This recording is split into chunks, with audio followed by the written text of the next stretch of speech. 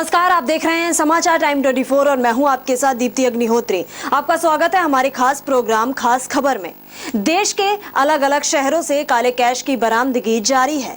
बीते शुक्रवार आयकर विभाग ने ये जानकारी दी कि अब तक कुल 80 करोड़ की नई करेंसी और 316 करोड़ का कैश बरामद हो चुका है।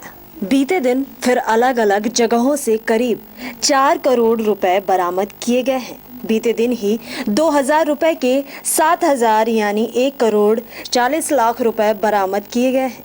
नए नोटों की इतनी बड़ी खेप मुंबई के DN नगर इलाके से बरामद हुई है। जुहू बरसोवा लिंक रोड पर चेकिंग के दौरान पुलिस को एक कार में से ये कैश मिला। पुलिस के मुताबिक कार में कैश के साथ 4 लोग भी मौजूद थे, जिन्हें हिरासत में ले लिया गया है।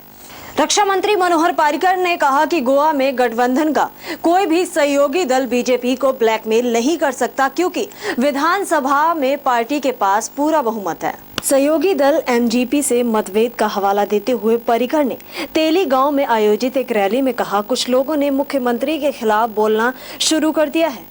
वे हमारे सरकार में मंत्री हैं। उन्होंने कहा, अगर इन मंत्रियों को कोई मतभेद है तो उन्हें मंत्रिमंडल में नहीं रहना चाहिए। वे सरकार द्वारा की गई हजारों चीजों का जिक्र नहीं कर रहे, लेकिन 1 या 2 चीजों को लेकर शिकायत कर रहे हैं जो सरकार नहीं कर सकी है। प्रधानमंत्री नरेंद्र मोदी ने 500 और 1000 रुपए के पुराने नोट बंद करने के फैसले का विरोध कर रहे विपक्ष पर करारा हमला बोला।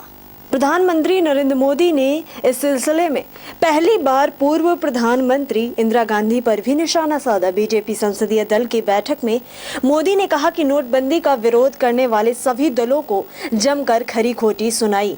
प्रधानमंत्री नरेंद्र मोदी ने देश की पूर्व प्रधानमंत्री इंदिरा गांधी पर तीखा हमला किया। बीजेपी सांसदों के बीच दिए अपने भाषण में मोदी ने कहा कि इंदिरा गांधी को 1971 में नोटबंदी का फैसला करना था, लेकिन उन्होंने पार्टी हित को देश हित से ऊपर मानते हुए ऐसा नहीं किया।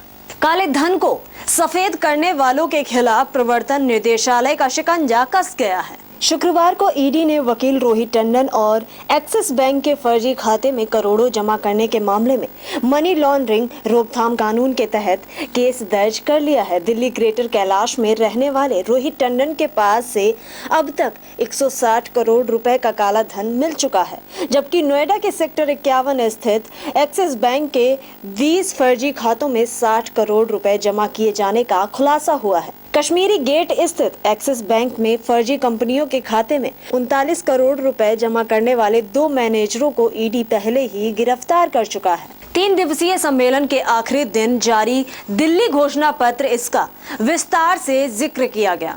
3 दिवसीय सम्मेलन के आखिरी दिन जारी दिल्ली घोषणा पत्र, इसका विस्तार से जिक्र किया गया है। शहरों की बिगड़ी सूरत को संवारने के लिए बुनियादी ढांचा व सुशासन को जरूरी बताया गया है।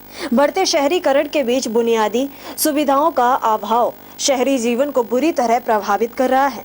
अंतर्राष्ट्रीय सम्मेलन के आखिरी दिन केंद्रीय शहरी विकास मंत्री M वेंकैया नायडू ने दिल्ली घोषणा पत्र पर सभी सदस्य देशों के साथ हस्ताक्षर किया। नायडू ने घोषणा पत्र को पढ़ा और सम्मेलन में हिस्सा लेने वाले प्रतिनिधियों ने मेज थपथपाकर अपना समर्थन किया। ग्रामीण क्षेत्रों से शहरों की ओर बढ़ते पलायन को रोकना आसान नहीं है।